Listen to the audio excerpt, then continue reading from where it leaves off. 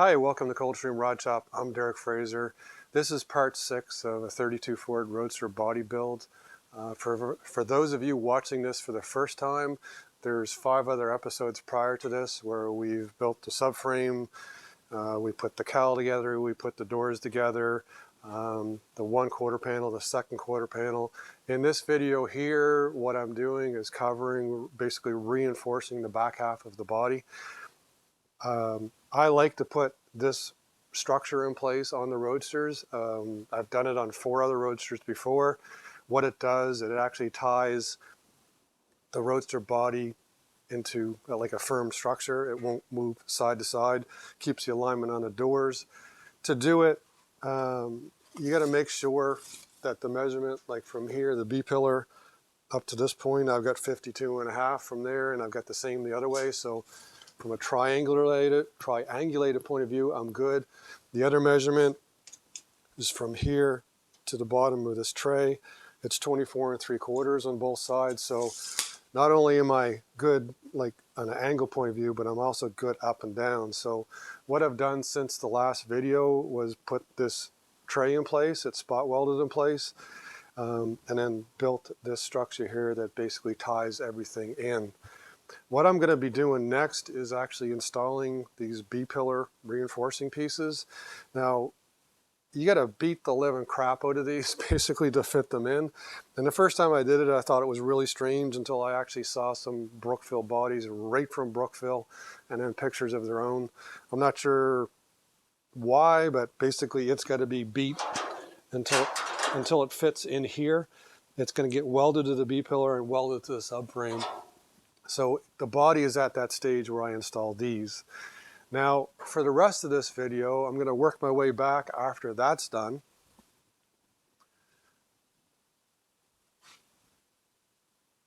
And on the previous video, I also built some of these sub-rail extensions. I have these tacked in place now. There's a whole bunch of different pieces of sheet metal that goes in here. There's a support piece, and then there's the extension for the floor. All of that basically leads up to installing this back panel. Now, while I have this back panel, Brookville makes a really nice one. I have this one that was given to me for doing the 5 windows. I'm not sure if that's even 20 gauge metal. I'm thinking it's 22 gauge. Will it fit? Yes. I'm not happy with it. So while I have this Brookville as a pattern, what I'm going to try and do is actually make some of these for the 2 5 windows over here because I need them while I have a really good pattern. Now the Roadster panel is not the same as a 5 window. The width is the same, the reveal is the same, but the overall length is actually not the same. It's actually the 5 windows a little bit longer. The other piece that has to be made, and while I've got a good copy, is the back of the floor extension, which fits in here. Again, I'm not sure. I think it's a little shorter on the 5 windows, but while I have a pattern in my hand, I may attempt to make that either on this video or a subsequent video. So follow along in this video, and I'm going to move along with the Roadster build. More than likely, it's going to be this episode and another one after it before it's finished. There's a few more things to tie in, and like I said, there's about 10 little pieces that I've got to put together here and line up in the back so that I make sure that the trunk lid will go up and down. So we'll put the trunk lid in, not install it, but hold it in place to make sure that when I tie everything in across the bottom, that trunk lid comes up and down squarely and I've got a good gap. So follow along. Okay, moving along here, I actually welded in the B-pillar supports like I said. And just as I described, you pretty much have to beat these in to get them in place. As I've said, I've actually looked at Brookville bodies straight from the factory, and they do exactly the same thing. Not sure why, but that's the process to put those in. Our Roadster is done this way. This one is. So right now, the B-pillars are completely welded in. Everything up to this point is all squared up, doors open and shut. Still have to go back and put the dash in, but I'll cover that later. I've carried on down to the back here, and I'm just going to show one of the pieces that we put in place because as I go along, it's going to get covered up. So this support piece here for the drip rail is welded in place here. Sometimes they'll put a screw in here, and then also it's tack welded here along to it. So both of these supports are in place now. And as I said in the beginning, I wanted to make extra rear pans. We have the Brookville one here. It's a good example.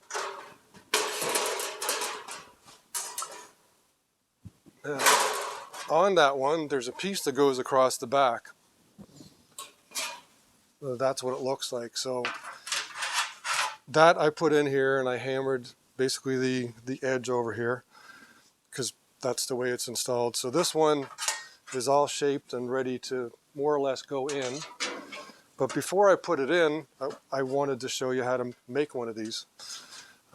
It helps, obviously, having a piece here to make a pattern off of. So I laid out this piece on a piece of sheet metal. I allowed for the flanges. There's the top, there's the bottom, and here's the sides. The other thing with this, there's a curvature to it. So the curvature is actually in the flanges themselves, which when I bend them, I'll have to shrink them. And you can see along the bottom here, there's a curve to it.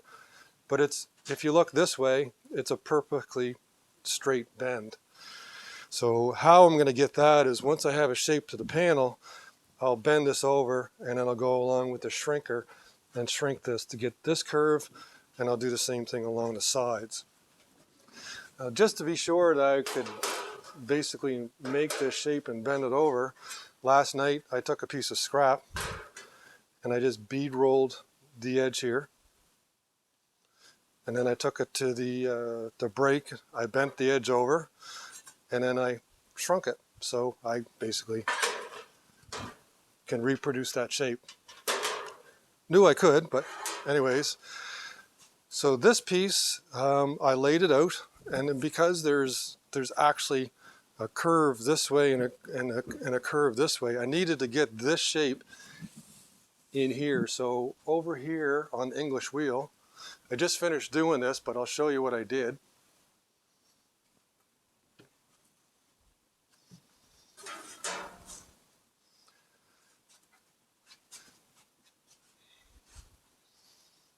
Now there's a number of different wheels, all different shapes. So there's 7 of them there with different curves. So I took one of these wheels off and I flipped it on the back of the panel so that I could get the right shape. I didn't want too much of a shape to it. And then basically, as you saw me in another video, worked it back and forth and back and forth. I did one pass, and then I took it over on the panel, and then I did a second pass until I got the right shape. So I'm not going to do that because you've seen me do it before. That's how you choose your wheel to go into it based upon the shape that you want to get on the panel. So back here, I'm going to go back again. Oh, I'm going to trip myself up. I'm going to knock stuff out. So if we come back over here, this shape,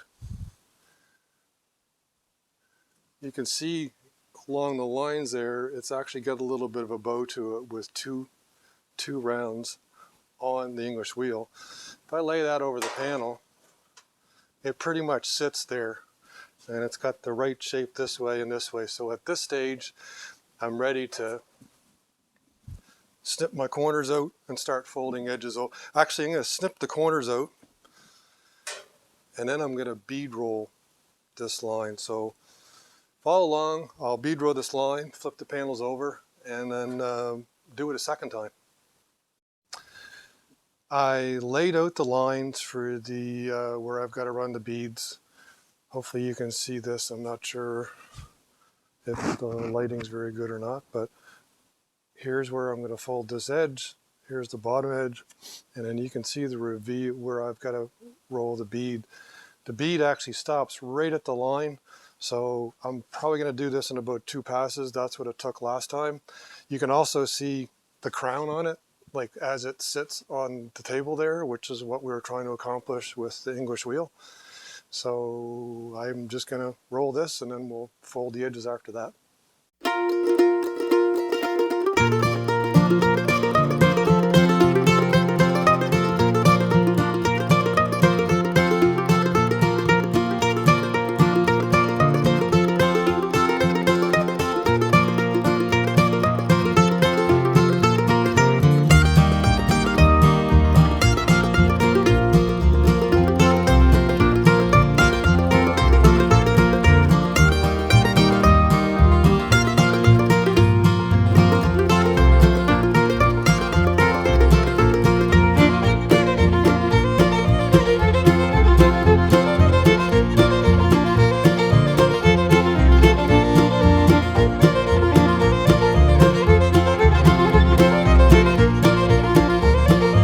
There's the bead rolled in 2 passes. Don't want to go too much more because if you take another pass, you can actually cut the metal.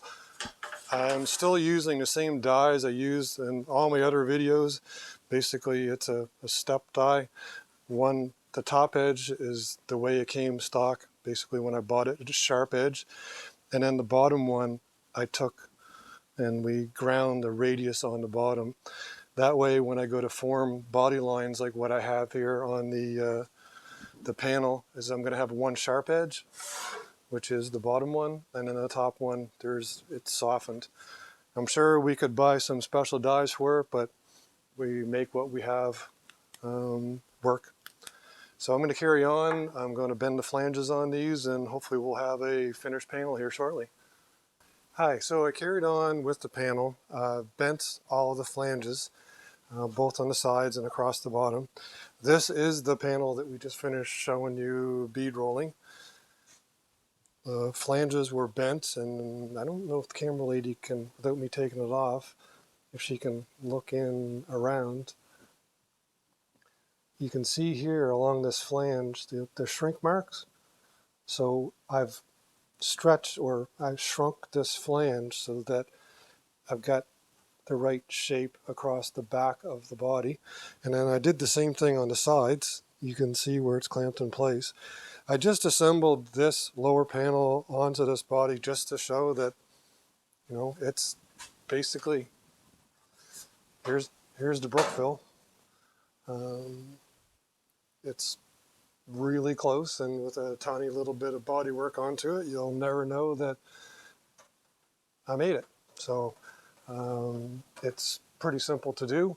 I carried on and I began working on the 2 5-window panels. So I've got 2 panels wheeled and I've bead rolled it in, and I'm over there right now getting ready to bend the flanges on these. So I'm going to carry on making these 2 5-window lower panels, and then what I'm going to do is fit the Brookville one onto the Brookville body and carry on with the assembly on the back of the 32 Roadster. I carried on working and making the 3 back panels. So there's 2 back panels now for each one of the 5 windows. And I wound up making a spare one for a Roadster, which I don't need, but I'll stick on the shelf. But they turned out well. Everything's all radiused right, got the right bow. The Roadster one I made was the one that you just saw on the Roadster here, so it fit well. I've trialed these on over in the 5 windows, so they're made properly. What I've done now is I've taken the Brookville piece and actually installed it.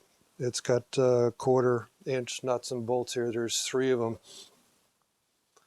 They're bolted in place. I've tack welded down here this support to the floor, and then the extensions, the subrail extensions, are now welded to the inside and then welded down up against the subrail itself. The floor is not in place yet. I just wanted to show everybody the next step and where we're at, and just kind of show as each piece goes in, because you wind up covering the pieces up. If I show you the finished product, the next step, there's a floor extension that goes in place. Now before I put this in, I'm going to make a couple of these for the 5 windows using these as a pattern. The 5 windows is just a little bit shorter, but it's the same piece. So I'm just going to take a few minutes here. I'll make a couple of these. I'm going to carry on after that and install this and show you how it goes in. So I did decide to make the two rear floor extensions that go to the rear pan. It was relatively straightforward. I didn't videotape it, but essentially, you know, I started by doing this first step, just using these two offset dies like I normally do for a lot of general purpose stuff. Once I did this on either end, then I switched. I did the half inch bead. Pretty heavy bead down the center, and put the beads up the side here to the edge. Just move this out of the way, and then I finished it with these tipping dies here. So I've used the tipping dies on other videos before, but you essentially start with it flat, roll it here, and you basically apply pressure until you've got it rolled over.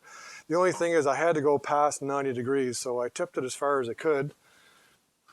Then basically just use some sheet metal vice grips and work my way around and bent it. There's a lot of distortion as a result of the beads. I could have pre-stretched it, but what I did instead, in order to get a straight line here, I just, you can see all the shrink marks here. I put it across the shrinker until I had a straight line.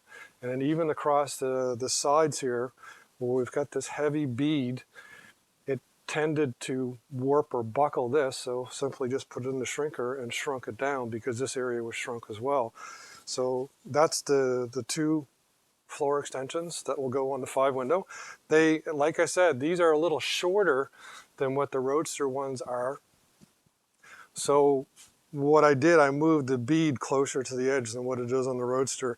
That way I've got room to trim this off to fit it on the 5-window.